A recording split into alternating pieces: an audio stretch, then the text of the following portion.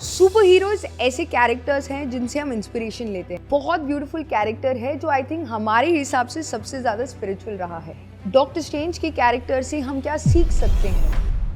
मुझे बहुत फनी लगी वो चीज़ जब उसने बोला कि हम हार्ड मास के बने, हम आत्मा नहीं हैं। आत्मा नाम की चीज नहीं होती। हम हार्ड मास के बने हैं, उससे ज्यादा कुछ नहीं। जो सिल्वर कॉर्ड से जुड़ा होता है हमारा एस्ट्रल बॉडी, वो सिल्वर कॉर्ड से बाहर आके वो जो शरीर है, मैं जैसे बैठी हूँ ध्यान में, वही बाहर आके मेरे तरफ मुड़कर मुझे स्माइल कर रहा है। आप अपनी कॉन्शियस को, अपनी चेतना को अपने ह्यूमन बॉडी से, अपने फिजिकल बॉडी से एक्सटेंड कर कर एक आउटर पर्सपेक्टिव से, एक आउटर रियलिटी से देखना शुरू करते हो। जब आपकी लाइफ आपके कंट्रोल से बाहर चली जाती है तो आपका जो भी अपने आप के बारे में, जो आपकी आइडेंटिटी है, जो पर्सनालिटी सेल्फ है, जो अहंकार बना होता है, अपने घमंड को त्याग दो। वो पूरी तरीके से शैटर हो जाता है।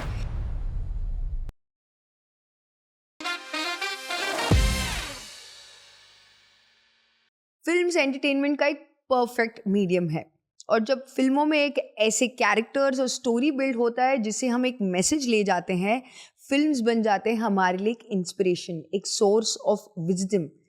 आज की क्या ख्याल है में हम आपके लिए लाने वाले हैं एक अलग तरीके का पर्सपेक्टिव, एक ऐसे मूवी में जिसमें बहुत सारे स्पिरिचुअल कॉन्सेप्ट्स ऑलरेडी हैं, बट हम इसमें आपको एक अलग नज़रिए से इन कॉन्सेप्ट्स को दिखाना चाहते हैं।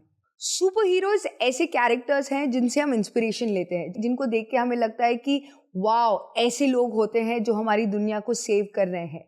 ये हमारे माइंड में एक भगवान के रूप भी बन जाते हैं। मार्वल कॉमिक्स ने ऐसी एक ब्यूटीफुल फ्रेंचाइजी क्रिएट की थी अवेंजर्स के साथ, जिसमें एक बहुत ब्यूटीफुल कैरेक्टर है जो आई थिंक हमारे हिसाब से सबसे ज़्यादा स्पिरिचुअल रहा है। आज के क्या ख्याल है कि एपिसोड में हम कवर करने वाले हैं एक ब्यूटीफुल मूवी डॉक्टर स्ट्रेंज को। इस एपिसोड के दौरान आप सीखेंगे एस्ट्रल प्रोजेक्शंस होते क्या है, इसका बेनिफिट क्या है हमारे एवरीडे लाइफ में, अगर आपको ऐसे एक्सपीरियंसेस हो रहे हैं इसका क्या मतलब है, डॉक्टर स्ट्रेंज के कैरेक्टर से हम क्या सीख सकते हैं। डॉक्टर स्ट्रेंज की स्टोरी है एक आध्यात्मिक जिज्ञासु की। जैसे हम सब जो इस क्या ख्याल है को वीडियो देख रहे हैं या मे बी ढूंढ रहे हैं एक ऐसे पर्पस अपने लाइफ में कि ऐसी मूवीज बनती क्यों है। If you are just looking for inspiration and want to understand this concept of this movie from a deeper spiritual perspective, ये वीडियो आपके लिए है। आज के क्या ख्याल है में हम बहुत सारे ऐसी डीप कॉन्सेप्ट्स को इस मूवी के माध्यम से समझेंगे, क्योंकि कभी कभार to see is to believe. जब आप ये देखोगे तो आपको भी समझ में आएगा ये भी हम सबके लिए मुमकिन है।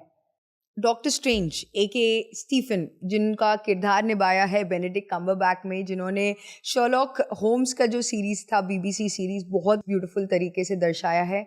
Again we should give a shout out to the actor, because एक एक्टर पूरी तरीके से उस रोल को निभाकर क्या ब्यूटीफुल उन्होंने इमेजरी किया था उस मूवी में, क्या एक्टिंग की थी उस मूवी में। बट ये स्ट्रेंज का कैरेक्टर एक परफेक्ट आइडियल कैरेक्टर है समझने के लिए एक लाइफ में एक ओवर अचीवर को। तो स्टीफन एक्चुअली एक डॉक्टर है, बहुत ही ओवर अचीविंग डॉक्टर है। वो सबसे कॉम्प्लिकेटेड सर्जरीज जो होते हैं वो ही कर पाते हैं, और जिनके पास पैसे नहीं हैं उनका इलाज नहीं करते। तो बेसिकली वो उन्हीं का इलाज करते हैं जिनके पास बहुत पैसे हैं और बहुत चार्ज करते हैं, और बहुत एरोगेंट बन गया था कि हाँ भाई मैं ही कर सकता हूँ। तो आसपास के लोग उनके साथ काम करना पड़ता था क्योंकि वो बेस्ट है, लेकिन वो पसंद नहीं करते। लेकिन वो देखते हैं कि अरे इसके पास सब कुछ है, उसके पास क्या नहीं है। और फिर एक सिचुएशन ऐसा आता है जब वो अपनी ही महंगी गाड़ी बहुत तेज़ चला रहे होते हैं और एक एक्सीडेंट हो जाता है। और क्योंकि एक सर्जन है जिनके हाथ बहुत इंपॉर्टेंट है, बहुत ही स्टेबल हाथ चाहिए होते हैं एक सर्जरी करने के लिए, और उनके बोन्स जो है वो ब्रेक हो जाते हैं, तो बहुत कांपते हैं, तो वो सर्जरी नहीं कर पाते। और बहुत मंथन, बहुत लोगों से मिलके, बहुत सर्जरीज करके वो हार जाते हैं क्योंकि कोई सोल्यूशन नहीं होता है। और एक ऐसा ओवर अचीवर, जब सब कुछ था उनके पास, अब कुछ नहीं है, जिसके लिए वो जाना जाता है वो ही नहीं है उसके पास, अब उसकी लाइफ कैसे होगी। ये पूरी एक्चुअली शुरुआत है, स्टार्ट होती है फिल्म इससे, which I think is so beautiful, because हम जानते हैं कि एक स्पिरिचुअल मूवी है, एक सुपर हीरो मूवी है, और हमें लगता है कि सुपर हीरो की मूवीज में सब कुछ अच्छा होता है, सब कुछ बढ़िया होता है। बट अगर हम एक्चुअली अपनी खुद की जर्नी भी देखें, एक आध्यात्मिक साधक की जर्नी को देखें, जब तक हमें लगता है कि लाइफ का कंट्रोल हमारे हाथ में है तो लाइफ एक तरफ जा रही होती है। The first step for us to enter spirituality जब आप रियलाइज करते हो कि कुछ भी आपके कंट्रोल में नहीं है. एंड इसको बहुत ब्यूटीफुली इस मूवी में दिखाया भी गया है कि जब आपकी लाइफ आपके कंट्रोल से बाहर चली जाती है तो आपका जो भी अपने आप के बारे में जो आपकी आइडेंटिटी है, जो पर्सनालिटी सेल्फ है, जो अहंकार बना होता है, जो आपके अस्तित्व को मैं हूँ करके बार बार वो याद दिलाते रहता है, वो पूरी तरीके से शैटर हो जाता है. And that is the most vulnerable place जहाँ पर हर एक आध्यात्मिक साधक की जर्नी की शुरुआत होती है. भले वो एक फिजिकल ट्रेजेडी का हो सकता है, भले वो मे बी जॉब लूज करने का हो सकता है, एक लव्ड वन को अपने जीवन में खो बैठने का हो सकता है, बट ये सारे संघर्ष एक लो पॉइंट से ही एक ब्यूटीफुल जर्नी शुरू होती है, and which is the story of doctor strange. End of course her solution को ढूंढने के लिए सुपर हीरो मूवी है, हम जानते ही हैं. ये एक टिपिकल मूवी रिव्यू नहीं है. We are not going to tell you पूरे मूवी में क्या होने वाला है. ज़रूर ये मूवी हिंदी में है, आप देख सकते हैं, बट एक इंसान जब एक लो पॉइंट में एक्सपीरियंस करता है अपनी लाइफ में, वो हर एक वो चीज़ प्रयास करता है, भले ही उसको पता हो इसमें सोल्यूशन मिलेगा या नहीं मिलेगा, कहीं ना कहीं पे वो एक होप है. ये बहुत ब्यूटीफुल स्टोरी है होप की, कि किसी भी परिस्थिति में हमें विश्वास रखना चाहिए कि कुछ तो होगा जो मेरे जीवन में मुझे सोल्यूशन मिलेगा. सो ऑफ कोर्स डॉक्टर स्ट्रेंज जाते हैं अपने जवाब को ढूंढते ढूंढते, फाइनली वो एक हिमालय के माउंटेन्स में एक टेम्पल में जाते हैं जिसको कामाटाच कहते हैं. वहाँ पर वो मिलते हैं द एंशिएंट वन को. फिल्म्स में बहुत सारी चीज़ें, अनकही चीज़ें बताई जाती है ताकि वो हमारे स्टीरियोटाइप्स को ब्रेक करते हैं. इस पर्टिकुलर मूवी में जो एंशिएंट वन है, जो उनकी गुरु है, वो एक गुरु माता है. वो एक गुरु नहीं है जो स्टीरियोटाइप हमारे मन में रहता है कि अगर कोई ज्ञानी हो या कोई बड़े साधु हो वो एक मेल होंगे. वो एक साध्वी थी, द एंशिएंट वन, जो एक बहुत ब्यूटीफुल तरीके से उन्होंने एक इस एंशिएंट वन को दिखाया था एक फीमेल किरदार के माध्यम से. डॉक्टर स्ट्रेंज पहुंचते हैं वहाँ पर समझने के लिए कि मे बी वो आयुर्वेदिक और एंशिएंट टिबेटन मेडिसिन को लगाकर वो उनके बॉडी को हील कर देंगे. बट जब वो पहुंचते हैं वहाँ पर, उसके बहुत ही विपरीत एक्सपीरियंसेस उनको करना पड़ता है. अब हम मूवी के उस सीन को देखेंगे जिससे एक्चुअली स्ट्रेंज को उसका पहला स्पिरिचुअल एक्सपीरियंस करने को मिलता है. एक्चुअली डॉक्टर स्ट्रेंज जो है वो एक डिसबिलीवर है, उनको फ़र्क नहीं पड़ता स्पिरिचुअलिटी के बारे में. तो जब पहला एक्सपीरियंस जो होता है उनको लगता है कि पॉसिबल ही नहीं है कि एक आउटर वर्ल्ड, एक आउटर बॉडी एक्सपीरियंस हो सकता है. तो चलो देखते हैं. हमारा स्कैन्स दिखा रही, मैं ये सब देखने यहाँ नहीं आया हूँ. ये तमाम ड्राइंग्स उस शख्स ने बनाई है जिसकी आंखों में थोड़ी रोशनी है, पूरी नहीं. मैंने यहाँ आने में अपनी आखिरी पाई खर्च दी, वन वे टिकट लिया, और आप मुझे आत्मा से इलाज का पाठ पढ़ा रही हैं. तुम वो शख्स हो जो दुनिया को सीमित नजरिए से देख रहा है. तुमने उस नजरिए को बड़ा करने में अपनी पूरी जिंदगी लगा दी ताकि दुनिया को और देख सको, जान सको. और अब जब तुम्हें दुनिया को समझने का मौका मिला है, तुम उसे मानने से इनकार कर रहे हो. हाँ, मैं नहीं मानता, क्योंकि मैं चक्र और ऊर्जा और आत्मा जैसी परियों की कहानियों में विश्वास नहीं करता. आत्मा नाम की चीज नहीं होती. हम हार्ड मास के बने हैं, उससे ज्यादा कुछ नहीं. हम बस एक बड़े ब्रह्मांड के अंदर पल भर के लिए जन्मे एक छोटे से कण हैं. तुम खुद को कमजोर समझते हो. ओह, आपको लगता है आप मुझे समझती बिल्कुल नहीं, पर मैं आपको पूरी तरह समझ गया हूँ.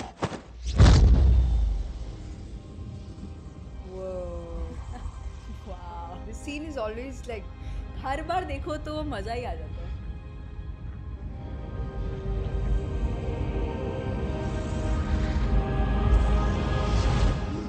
आपने अभी ये क्या किया? मैं तुम्हारी आत्मा को तुम्हारे शरीर से बाहर धकेल दिया. चाय में क्या था?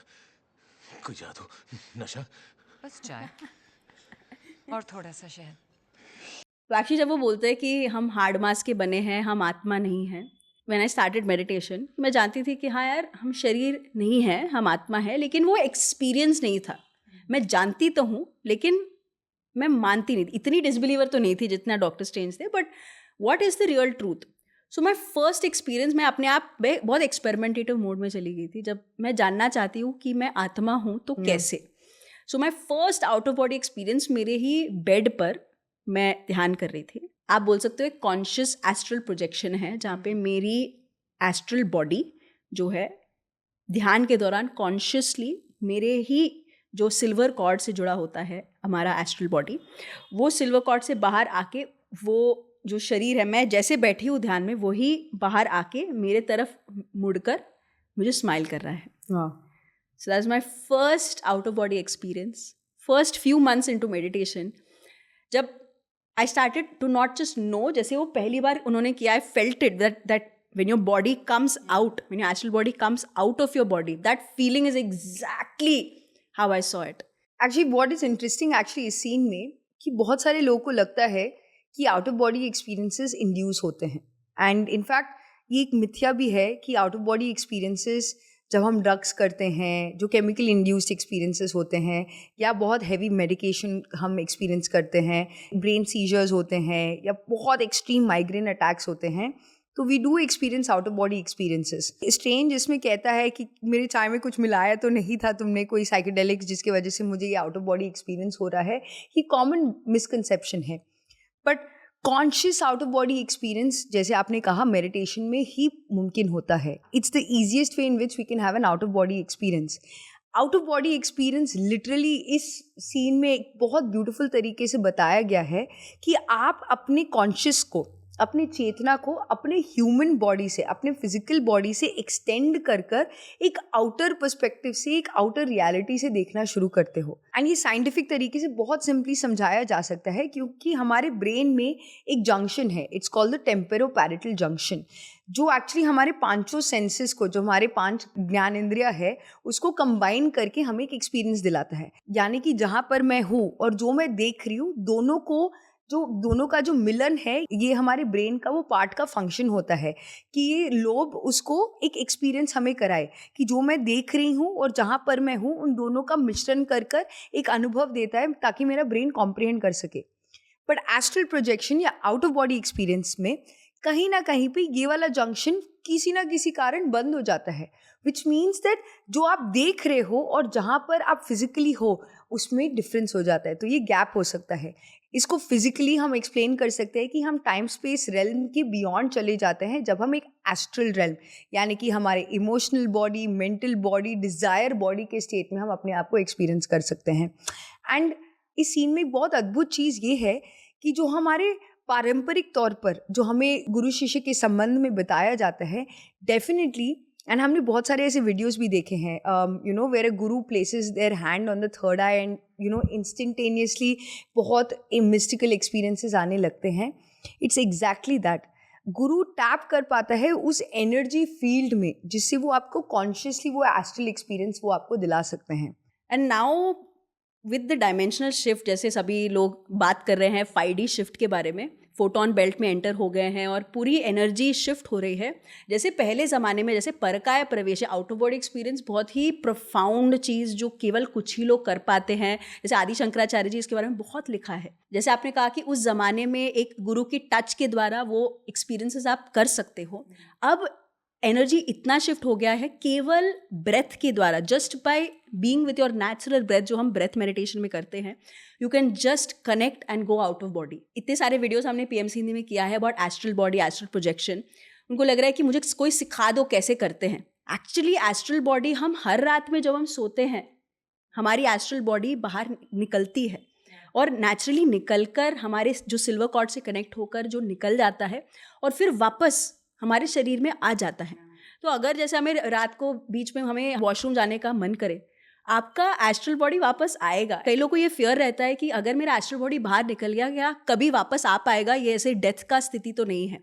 और जब आप मृत्यु के निकट होते रहते हैं, आपकी जो ये सिल्वर कॉर्ड है धीरे धीरे पतले होने लगती है और वो जब कट जाती है तब हम डिक्लेयर कर सकते हैं कि मृत्यु हो गई है. इसलिए परमानेंट एस्ट्रल प्रोजेक्शन हो जाता है. एंड थर्ड आई, जब वही कई लोग क्यों सिद्धियाँ क्यों कहते हैं कि उनके पास चले जाओ, पता चल जाएगा आप कब तक जियोगे. इसका मतलब यही है कि आपके जो बियॉन्ड सेंसेस है उसके द्वारा देख पाना. And that is what daily meditation करना बहुत इंपॉर्टेंट है, क्योंकि आपको किसी और के पास जाने की ज़रूरत नहीं है. You have it with in you. तुम नदी को काबू नहीं कर सकते. तुम्हें उसके बहाव के आगे झुकना होगा, उसकी ताकत को अपना बनाना होगा. क्या उसके आगे झुककर उसकी ताकत को अपना बनाओ? इसका तो कोई मतलब नहीं बनता. हर चीज का मतलब नहीं होता, जरूरी नहीं कि हो. तुम्हारा ज्ञान तुम्हें काफी ऊंचाई तक ले गया है, पर और आगे नहीं ले जा पाएगा. समर्पण कर लो स्टीवन, अपने घमंड को त्याग दो और तुम्हारी ताकत और बुलंद हो जाएगी. तो कॉन्शियस माइंड बिलीव नहीं करना चाहिए. ओह, एक मिनट, ये तो एवरेस्ट है ना? खूबसूरत। ठीक है, खूबसूरत, बेहद ठंडा, खूबसूरत। इस तापमान में इंसान सिर्फ 30 मिनट तक ही रह सकता है, उसके बाद सारा शरीर बेजान हो जाता है। वाह, और हो सकता है तुम 2 मिनट में ही होश खो बैठो। क्या? समर्पण स्टीवन।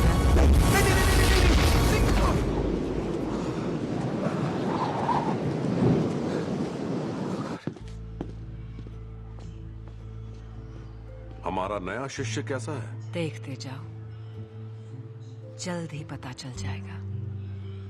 मुझे स्टीफन की कहानी एक एक नॉर्मल साधक की कहानी लगती है, क्योंकि हर एक पर्सन अपने आप को जानना चाहता है।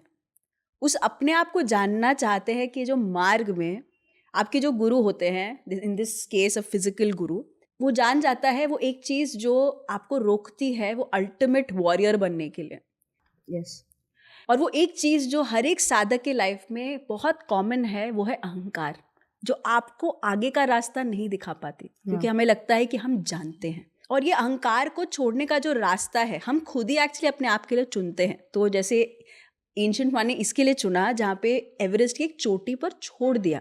अब एक अहंकारी स्ट्रेंज बोलेगा कि मैं तो कुछ भी कर सकता हूँ, लेकिन जब ऐसे पॉइंट पे जो आपके पास कुछ नहीं है and the only thing you need to do is believe in your self, not believe in the past, मैंने क्या क्या उखाड़ा है वो फर्क नहीं पड़ता।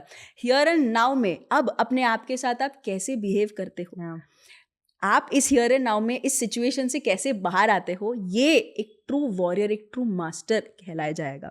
And that is what this scene for me is.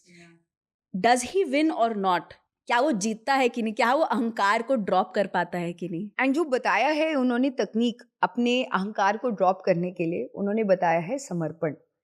समर्पण ये एक ऐसा शब्द है जो हर एक वर्ल्ड फिलॉसफी में इसको किसी ना किसी वे में बताया है। किसी ने इसको भक्ति भाव में बताया है, किसी ने इसको रिलीजियस फॉर्म में थ्रू फेथ बताया है, किसी ने उसको सेल्फ बिलीफ के थ्रू बताया है, या जेन फिलॉसफी में जस्ट नोइंगनेस एंड बीइंगनेस के तरीके से बताया है। बट जो रियल सरेंडर है, जो इस पर्टिकुलर सीन में बहुत स्ट्रांगली बताया जाता है, दैट इज टू अंडरस्टैंड कि जो भी ज्ञान आपने अभी तक अपने जीवन में पाया है वो आपको कुछ ही हद तक लेके जा सकता है। अगर आप सही मायने में अननोन में जाना चाहते हो, जो एक नई दुनिया जो अभी आप आविष्कार खुद करना चाहते हो, एक रियलिटी जो आप खुद क्रिएट करना चाहते हो अपने लिए, उसमें अगर आप प्रवेश करना चाहते हो तो सबसे पहली चीज़ जो आपको करनी है वो है अपने आप को पूरी तरीके से समर्पित कर देना। समर्पित किसके प्रति? अगर किसी सिचुएशन में आप कुछ एक्सपेक्टेशन रखते हो तो वो एक्सपेक्टेशन ना रखना, कुछ भी हो जाए उसको एक्सेप्ट करना, उसके प्रति हम समर्पित हो सकते हैं। मे भी समर्पित हो सकते हैं कि आप अपने जीवन में कुछ इच्छा रखते हो और कहीं ना कहीं पे आप सोचते हो कि मैं नहीं जानता मेरे लिए क्या सही है, बट मैं ये जानता हूँ कि मेरे लिए जो सही है वो ज़रूर होगा। उस डिज़ायर के प्रति समर्पित हो जाना, या वेरी सिंपली एक्सेप्टिंग कि जो भी मेरे जीवन में जिस भी परिस्थिति में मैं आज हूँ, हियर एंड नाउ में, जैसे आपने कहा, उसको आप पूर्ण तरीके से स्वीकारते हो। अहंकार हमें क्या करता है, इसको अपने नज़रिए से देखने की कोशिश करता है कि ये मैं अपने लिए कैसे बेनिफिशियल बना सकूं। बट समर्पण भाव जो एक सोल की क्वालिटी है, एक आत्मा का गुण है, वो कहता है कि जो भी है वो अच्छे के लिए ही है। ये बहुत इम्पॉर्टेंट है हमें समझना कि हमारी स्पिरिचुअल जर्नी में अगर हम रियली आगे बढ़ना चाहते हैं, जो हम डॉक्टर स्ट्रेंज की तरह एक सुपर हीरो बनना चाहते हैं, हमारे एवरीडे लाइफ में, हमारी जो रोज़मर्रा की ज़िंदगी में जो हम एक छोटी खुशियाँ जो दूसरों को दे सकते हैं, अपने लिए अपने जीवन को कैसे हम और निखार सकते हैं, तो एक चीज़ हम ज़रूर अपने लाइफ में इनकॉर्पोरेट कर सकते हैं, वो है टू ड्रॉप द ईगो। अगर ड्रॉप द ईगो बहुत डिफिकल्ट लगता है समझने में, तो हम उसको समझ सकते हैं समर्पण के तरीके से। समर्पण एक बहुत ब्यूटीफुल शब्द है जिसके पीछे बहुत गहरा मीनिंग है। एक साधक की साधना बढ़ने लगती है, एक जागरूकता बढ़ने लगती है, उतना ज़्यादा ये समर्पण का भाव जो है, इसके प्रति जो ज्ञान भी है, उतना आपका बढ़ने लग जाता है। So I really like this format जहाँ पे हम फिल्मों के द्वारा कॉन्सेप्ट्स आप तक पहुँचाते हैं। इस फिल्म में बहुत कुछ और कॉन्सेप्ट भी कवर है, like time travel, intergalactic, interdimensional travel और बहुत कुछ। हमने तो बस एक टिप ऑफ द आइसबर्ग किया है। हमने एक नया फॉर्मेट ट्राई किया है ताकि आप तक स्पिरिचुअल कॉन्सेप्ट्स आसानी से पहुंच सके। फिल्म बहुत इम्पॉर्टेंट मीडियम्स है जिसके द्वारा हम जो कहना चाहते हैं वो बहुत आसानी से विजुअल मीडियम से समझ में आता है। आपको कैसा लगा प्लीज़ कमेंट करके ज़रूर बताएं, और आगे भी अगर आप चाहते हैं कोई फिल्म हम कवर करें ताकि आप और कॉन्सेप्ट को गहराई से समझना चाहते हैं, आपको समझ में नहीं आया है, कमेंट करके ज़रूर बताएं। हम क्या ख्याल है के एपिसोड में फिर लौटेंगे। ज़रूर सब्सक्राइब करें, अगर आप हमें टीवी पर देख रहे हैं तो हमें यूट्यूब पर ज़रूर सब्सक्राइब करें और बेल बटन ज़रूर दबाएं। Thank you.